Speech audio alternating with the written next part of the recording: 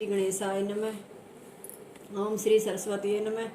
जय व्यास जी महाराज, जय श्री सुखदेव जी महाराज।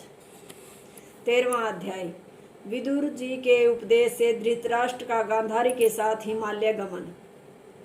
सूत जी कहते हैं, हे सोनक, जब महाभारत संग्राम आरंभ होने वाला था तब विदुर जी दुर्योधन के दुर्व्यवहार से खिन्न होकर तीर्थ यात्रा करने चले गए थे। वहां मैत्रेय जी से उन्होंने आत्मज्ञान प्राप्त किया। युद्ध समाप्त होने पर वह लौटकर फिर हस्तिनापुर आए। उन्हें आया देखकर राजा युधिष्ठिर और उनका सारा परिवार बड़ा प्रसन्न हुआ। प्रेम से सबके नेत्रों में अश्रुधारा बहने लगी। राजा ने भोजन आदि से उनका सत्कार कर पूछा, हे चाचा जी, आप हमें छोड़कर चले गए थे। आपने हमें बड़ी बड़ी आपत्तियों से बचाया था। क्या प्रवास में कभी आपको हमारा स्मरण आता था? तीर्थ यात्रा में आपने शरीर का निर्वाह कैसे किया? किन किन तीर्थों का आपने सेवन किया? आप श्री के भगवत भगत स्वयं तीर्थ स्वरूप हैं। अच्छा, अब आप कृपया यह बतावें कि हमारे परम हितैषी यदुवंशी द्वारिका में सुखपूर्वक से तो हैं?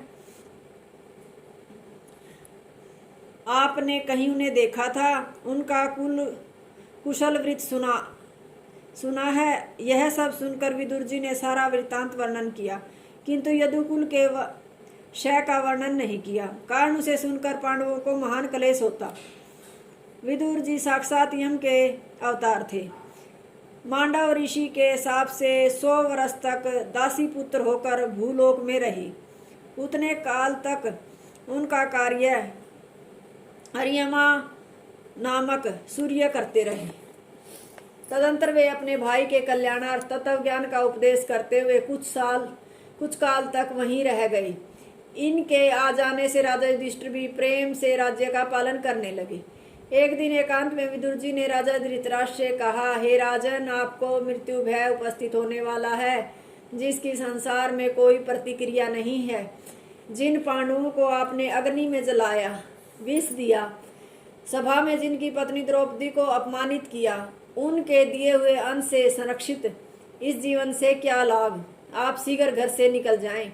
जो मनुष्य स्वतः अथवा दूसरे के उपदेश से वैराग्य प्राप्त कर हृदय में भगवान का ध्यान करता हुआ घर से निकल जाए, वह उत्तम कहलाता है। इसलिए आप किसी से कुछ कहे बिना ही उत्तर दिशा की ओर चले जाएं। आगे का समय बड़ा ही भयंकर आने वाला है। उसमें मनुष्य गुणहीन और पापी हो जाएंगे। इन शब्दों से धृतराष्ट्र के हृदय में कुछ ज्ञान हुआ और सब का स्नेह छोड़कर रात्रि में घर से निकलकर वे हिमालय चले गए। साथ में उनकी पतिव्रता पत्नी गांधारी भी चली गई। प्रातःकाल युधिष्ठिर नित्य की भांति अपने माता पिता को प्रणाम करने उनके भवन में गए। उन्हें वहां न पाकर उन्हें बड़ा दुख हुआ।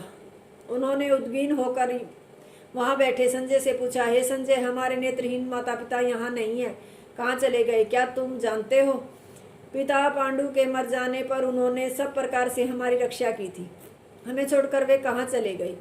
मुझ अपराधी के कारण कहीं गंगा जी में डूब तो नहीं गए? यह कहते दुखी तो वे रोने लगे। संजय ने कहा, हे राजन, मुझे कुछ भी पता नहीं कि वे कहाँ गए। उसी समय देव ऋषि नारद जी तुंगरुद गंधर्व के साथ वहां आ पहुंचे। युधिष्ठिर ने नारद जी का पूजन बड़े दुखित मन से किया और रोते हुए कहा, देव ऋषि, हमारे माता पिता न मालूम कहाँ चले गए, आप उनका पता बताएं। नारद जी बोले, हे राजन, शोक मत करो, सारा जगत ही काल के अधीन है। वह मनुष्यों का संयोग वियोग कराता रहता है। जो स्वयं ही काल से ग्रस्त है, वह भला दूसरों की क्या रक्षा कर सकता है? मेरे बिना वह कैसे जीवित रहेंगे, यह चिंता तुम छोड़ दो। धृतराष्ट्र अपनी पत्नी गांधारी के साथ हिमालय में ऋषियों के आश्रम पर निवास कर रहे हैं। वहां वे कुछ भी खाते नहीं, केवल जल पीकर रहते हैं।